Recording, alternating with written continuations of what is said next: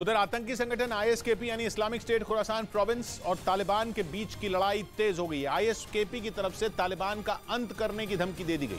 अफगानिस्तान में आईएसकेपी और तालिबान का यह टकराव बहुत बड़ी जंग की शक्ल लेने की आशंका है, क्योंकि अफगानिस्तान में राज भले ही तालिबान कर रहे हों, लेकिन इस्लामिक स्टेट खुरासान प्रोविंस भी कमजोर नहीं है। आईएसकेपी के पास आतंकियों की बहुत बड़ी फौज है। उसके पास आतंकियों का एक ऐसा नेटवर्क है जिसने अमेरिका के खिलाफ जंग में तालिबान का पूरा साथ दिया। लेकिन अब तालिबान को दी गई आईएसकेपी की धमकी बहुत बड़ा खतरा है। ये दोनों संगठन अगर आमने सामने आ गए तो अफगानिस्तान में बड़े पैमाने पर खून खराबा होगा।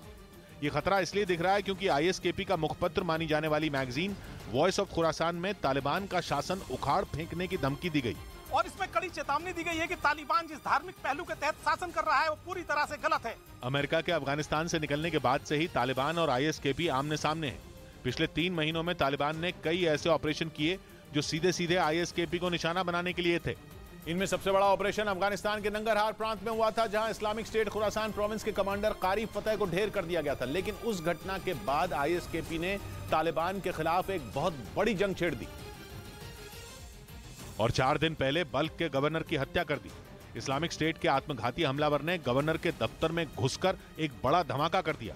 इस हमले में गवर्नर की जान चली गई और तालिबान को बहुत बड़ा झटका लगा। इसी हमले के बाद आईएसकेपी के हौसले बुलंद हैं। आईएसकेपी ने तो वीडियो जारी कर पहले ही तालिबान को चुनौती दी थी, लेकिन अब एक नई जंग का ऐलान कर दिया। इस बार तो इस्लामिक स्टेट ने साफ कह दिया कि वो काबुल के राष्ट्रपति के महल को कब्रिस्तान बना देंगे। काबुल का राष्ट्रपति का महल अफगानिस्तान की ऐतिहासिक इमारतों में है। 2021 से ही वहां तालिबान का कब्जा है और वहां तालिबान का झंडा लहराता है। आईएसकेपी ने दावा किया कि उसके लड़ाके बहुत जल्द अपने मकसद में कामयाब हो जाएंगे। इसीलिए माना जा रहा है कि तालिबान के बड़े नेताओं और बड़े अफसरों पर कुछ बड़े हमले बहुत जल्द हो सकते हैं। आशंका जताई जा रही है कि आईएसकेपी ने कई तालिबान का विरोध करने वाले कई आतंकी संगठनों का नेटवर्क तैयार किया है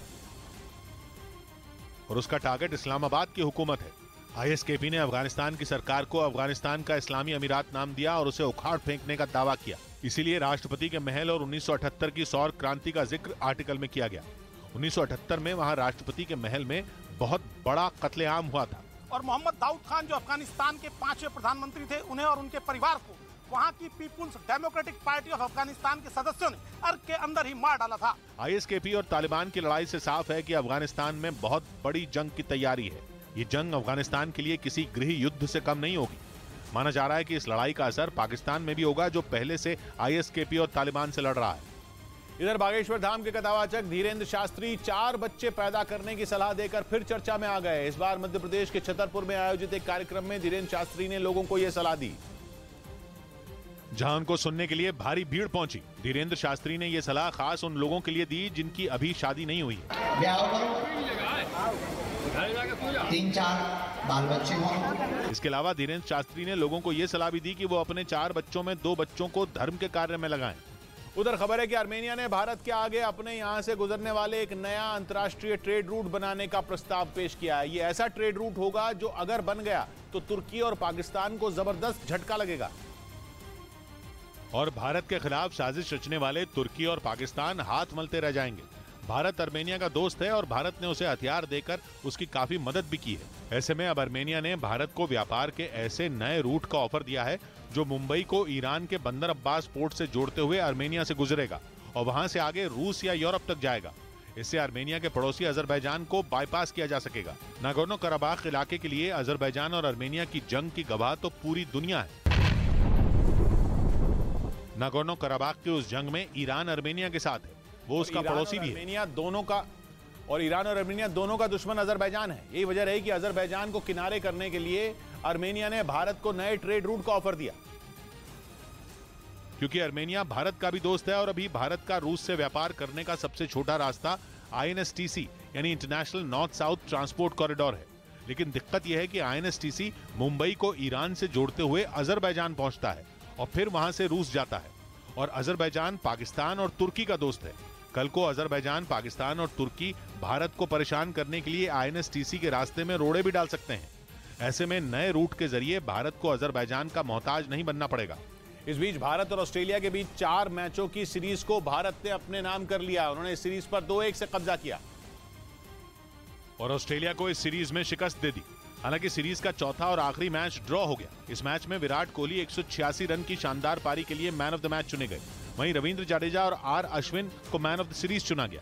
उधर अमेरिका ने पिछले महीने किए अब तक के सबसे घातक युद्धाभ्यास की तस्वीरें जारी कर दी हैं। अमेरिका की सेना ने ऑस्ट्रेलिया, जापान और फ्रांस से साथ मिलकर यह ड्रिल की, जिसने चीन की चिंता बढ़ा दी। यूरेशियन टाइम्स नाम की वेबसाइट ने दावा किया कि इस सैन्य अभ्यास के जरिए अमेरिका बाकी 3 देशों के साथ मिलकर चीन को चेतावनी देना चाहता था, क्योंकि ताइवान के मुद्दे पर अमेरिका और चीन के बीच तनाव दिन ब दिन बढ़ता जा रहा है। कुछ दिन पहले ही चीन ने अमेरिका को ताइवान के मुद्दे से दूर रहने की धमकी दी थी और ताइवान के इलाके में अपने जंगी जहाज उड़ाकर उसे भी डराने की कोशिश की थी। यही वजह थी कि अमेरिकी वायुसेना ने जापान, ऑस्ट्रेलिया और फ्रांस के साथ मिलकर अब तक का सबसे खतरनाक सैन्य अभ्यास किया, जिसमें चारों देशों के एक से बढ़कर एक लड़ाकू विमानों ने हिस्सा लिया। अमेरिका ने दावा किया कि यह अब तक का सबसे घातक और आक्रामक सैन्य अभ्यास था, जिसका मकसद चीन की धमकियों का जवाब देना था। दावा किया गया कि इस सैन्य अभ्यास के जरिए चारों देशों की सेनाओं को खासतौर पर चीन और रूस से निपटने की ट्रेनिंग दी गई। ऐसा इसलिए क्योंकि अमेरिका को सबसे ज्यादा खतरा चीन और रूस से ही है। यही वजह थी कि अमेरिका में ऑस्ट्रेलिया, जापान और फ्रांस की वायुसेना ने मिलकर 10 से 24 फरवरी तक ड्रिल की, जिसकी तस्वीरें करीब महीने भर बाद जारी की गईं। जानकारी के मुताबिक इस सैन्य अभ्यास में चारों देशों की वायुसेनाओं ने सटीक मिसाइल हमले और दुश्मन के ठिकानों पर एयर स्ट्राइक करने की प्रैक्टिस की।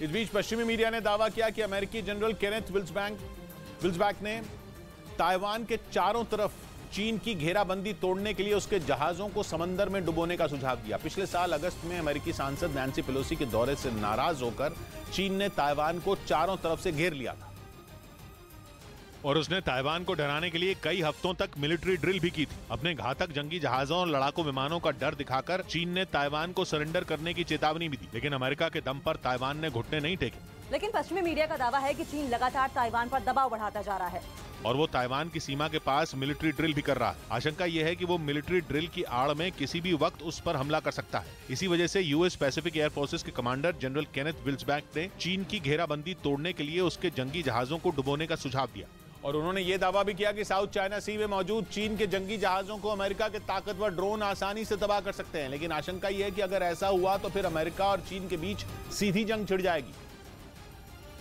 जिससे तीसरे विश्व युद्ध का खतरा बढ़ जाएगा, क्योंकि अमेरिका के हमले के बाद चीन भी जवाबी हमला करने में देर नहीं लगाएगा, जिसके लिए वो अपने ताकतवर हथियारों का इस्तेमाल करने से नहीं चूकेगा। एक रिपोर्ट के मुताबिक चीन के जंगी जहाजों पर सतह से हवा में मार करने वाली ताकतवर मिसाइलें लगी हैं, जिससे किसी भी लड़ाकू विमान को पलक झपकते ही आसमान में ढेर किया जा सकता है। मतलब ये कि समंदर में अमेरिका की चुनौती से निपटने के लिए चीन पूरी तरह तैयार बैठा है।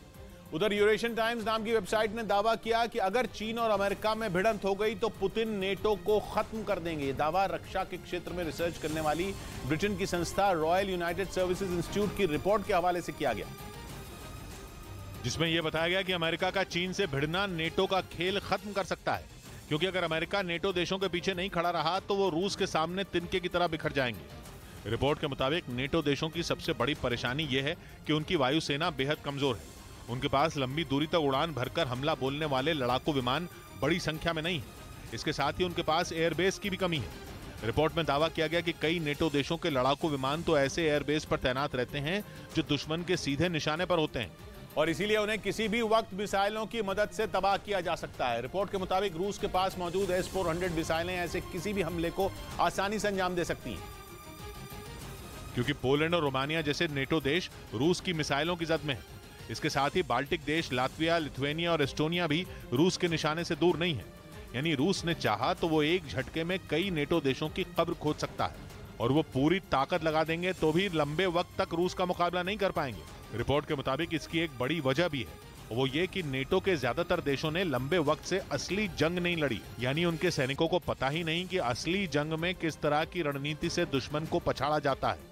इसी वजह से उन्हें रूस से बचने के लिए अमेरिका की जरूरत होगी।